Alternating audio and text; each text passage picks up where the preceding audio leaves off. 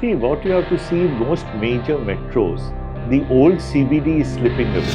Right. This is very common with societies. They've come up to say that all flats, there'll be a uniform maintenance charge. Multiple configurations, a 3 BHK is usually charged more than a 1 BHK. Now, in a way, it's good, but in a way, is it fair? Maintenance charges are quite literally you're paying for the maintenance of the society, right? But then if it's per square foot, unless the maintenance charges are going towards maintaining those square feet, how is it fair? Why? Welcome back to another episode of the News Roundup with Prop News Time. Here we sit down with industry experts and discuss the latest events in real estate in India and across the globe.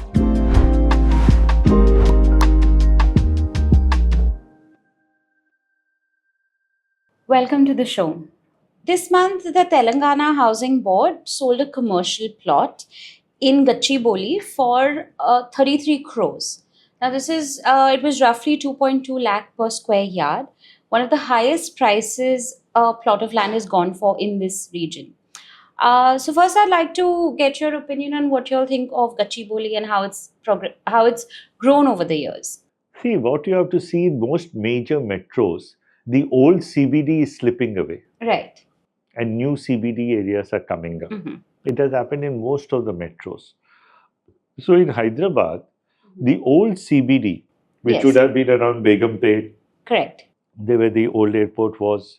Then you had the Banjara Hills. Yeah. Then came the Jubilee Hills. So that was the main creme de la creme used to stay, and they still stay. Correct. I'm not saying Yeah. it has disappeared. But the new CBD which has come about is near Gachibowli, Okay. with all the financial district out there, connection to the outer ring road to go faster to the airport. Yeah. So that is the new CBD. It's the IT And sector. so the price which you're paying is actually for a zone 1 area, though it might not have been traditionally a zone 1 area. It's like how today in a place like Mumbai, we see prices in BKC higher than the price in Nariman Point. Which logically would have made no sense a few years ago, right? You Yeah. understand? So this is an indicative of the shift of the CBD from the traditional areas Right. towards the new areas where not only is infrastructure better with wider roads, metro connections, but also it has the economic growth drivers, Understood. the tech parks, Right. the Googles of the world, Yeah. the Apples of the world are all there. Right. So naturally people want to be within 5 kilometers, half an hour driving distance from there. Absolutely. Yes. You understand? So the premiumness is going towards there, even not the luxury. Okay. The luxury might still be in the Banjara Hills, but the premium, the next level is going pushing towards the new CBD Okay. rather than go towards the old CBD. Okay. And like So this most is a clear CBDs, indication of first there'll be the commercial development and then residential, and the rest will slowly follow after that, The Maharashtra government recently released a comprehensive draft of new rules for cooperative housing societies. Now, they've upgraded some of the older rules, they've tried to introduce new aspects. One interesting change has been the reduction of overdue penalties for maintenance charges. It's been brought down from 21% to 12%. So, do you feel that might encourage people to be a little bit more lax over maintenance payments? yes and no, because technically somebody who defaults in his housing society is actually strapped most of the time Okay. because it's a status symbol. Nobody likes to be on the notice board as a A defaulter. defaulter, right? Yes. Correct? And so usually he is not somebody who is doing it as a financial leveraging trick. Mm-hmm. Okay? So he is a defaulter, so naturally he is trapped. And most of the time when they do come to settle with the society also, they tend to argue for a more lenient rate of interest being charged, Okay. saying that, okay, I am going to settle it now, but can you not make it 21, but I'll do it at 15 or 12 or whatever it is. Can societies do that? Change it? If the society agrees to it, they can do it Okay. because they are then adapting something which is different from the standard bylaw. But some societies will refuse, some societies will agree. So to reduce it to that extent is good because you're giving him a reasonable rate of interest. He cannot say there's something, now it should be lower than this sort of a thing. Right. 12% is neither high nor low. So it's a reasonable rate of interest being charged. Now, would it be misused by some people who are trying to do financial engineering to say, I'd rather not pay the maintenance because this money I can put in the market and get 15%? Yeah. I don't think so, because see, maintenance costs are not so high that that guy needs this money. And as I said, it also means that he is actually impacting his reputation in the society. Right. His standing in the society. And so I would tend to believe people will not misuse it. So overall, if you think about it, I think it's a good move, because most societies usually tend to waive that 21% when they're settling, because they're at least getting some lump sum areas out. Correct. Plus, I think the reason for the change would have been done for a different reason. It would not be just to ease the burden so much as also make it more viable for people to sell in those distress situations. Because if you have arrears piled up and stuff like that, then you might be looking to offload assets, including your home, in which case, again, you do have to pay back all your arrears and dues to the society included. So if it is a little easier to do, then hopefully it will facilitate an easier way for people to Perhaps, actually sell even in the case of a distress situation, Right. It makes it a slightly more viable option. Right. Well, there's another thing, and if anyone's been part of a society meeting, that this is very common with societies. They've come up to say that all flats, there'll be a uniform maintenance charge. Some, buildings with multiple configurations, a 3 BHK is usually charged more than a 1 BHK.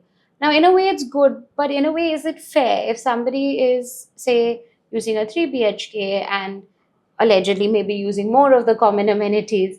You can't really be fair throughout, but what are your thoughts on this? Maintenance charges are quite literally you're paying for the maintenance of the society, right? Correct. So technically, yes, it is fair to have it at the same rate for everyone, because you're not paying for your own house's cleaning or stuff like that. No, that is not part of your maintenance. You just charges. have one unit in the building. So whether you have a 3-bedroom or a 1-bedroom, you're still going to be using that same garden, that same workspace, the same gym, the same pool, or whatever amenities that building has to offer.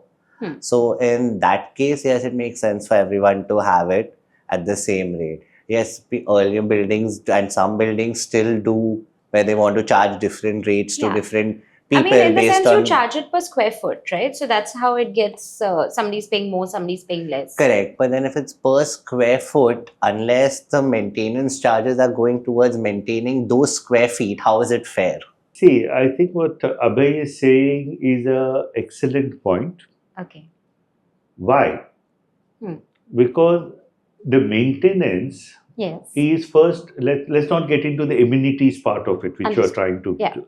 The maintenance is for the common areas, what we call. Correct. Yes. Correct? Yeah. The common areas are used by everyone. Yes. Okay.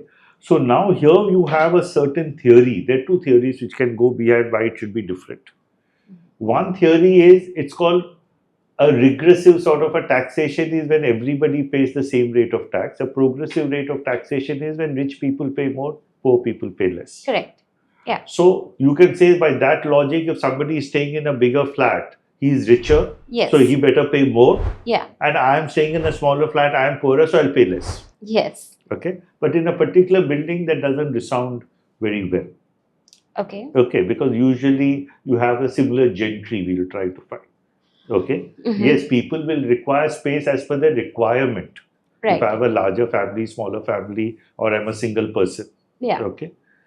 Second, then why, if you say no, the number of people will change. Okay. Then it is not going to be very subjective, because I might prove that in a 2-bedroom there are 8 people staying, and in my 4-bedroom there may only 6 people stay. So then you have to do it per person. Then you That's not can't possible, do it. You have yeah. to do it per person because you're saying no more people are there, so they're using up more. Yeah, Water, because then yeah. you're So whatever literally it doing is. it exactly how many times each house is using the lift. So it is always a sort of a fair rule to say that what is common area used by everyone should be shared equally among all the users. And the users are the number of units Right. rather than the number of people. Because if you're talking about people, then everybody has to take a census of each flat every month Fair. to say how Yeah. many people are staying in your flat. You understand? Fair. And every that- time you have a guest, the number changes. so it doesn't work that way. Correct. Now think of coming to amenities. Yes. Okay, so somebody has a swimming pool. Mm. Everybody uses it, correct? So now why should the guy with a bigger flat say you will be paying more? Fair. So these are things which can be prone to a lot of misunderstanding, miscommunication, Yeah. and it is not correct. But to answer the thing about amenities, to digress a little, Yes. most amenities tomorrow, if Mhm. not today, will have to go for the actual user, pay as per use. Yeah, that just feels more fair. It's not fair for the entire complex to maintain steam and sauna which are being used by 5% of the complex. Right. And that's generally what happens. Right. Okay? So if you go to a club, typical club, they might have 10,000 members, Yes. but they know only 500 members come regularly. Correct. Yeah. And those who come and use facilities pay for those facilities. Correct. Otherwise, 10,000 will be being taxed for something which they don't ever see or use also. So yes, general maintenance, upkeep, yes, they will share. But otherwise, you cannot do it. That's a wrap for this week's episode. Thank you so much for tuning in. Do share your thoughts and feedback in the comment section below. For regular notifications, hit the bell icon. Don't forget to like, share, and subscribe. Follow us on our social media handles. Till next time, thank you so much for tuning in.